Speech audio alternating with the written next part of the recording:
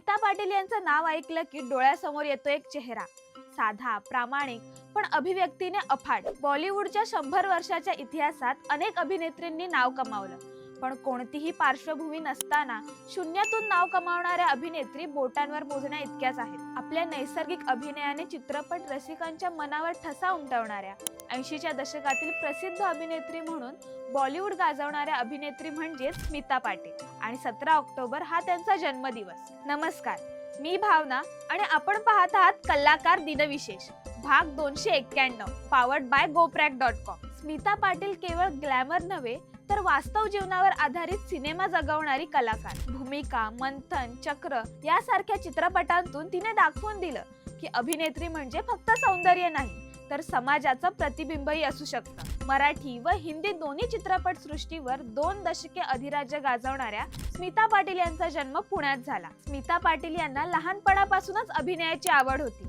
शालेय नाट्य प्रयोगात ते भाग घेत पुढे जाऊन पुण्यातील film and television institute of India FTII या संस्थेतून त्यांनी अभिनयाचे धडे गिरवले. मुंबई विद्यापीठातून साहित्याची पदवी घेतल्यानंतर त्यांनी DD नॅशनल मध्ये न्यूज रीडर म्हणून काम सुरू केले. श्याम बेनेगल यांच्या चरणदास चोर या चित्रपटातून त्यांनी चित्रपट सृष्टीत पदार्पण केलं. वयाच्या 20व्या वर्षी रुपेरी पडद्यावर पदार्पण करणाऱ्या स्मिता पाटील या जवळजवळ 75 चित्रपटांच्या अनभिषिक्त सम्राज्ञी ठरल्या. सिने क्षेत्रांमध्ये येऊन स्मिता पाटील यांनी सौंदर्याची परिभाषा बदलली.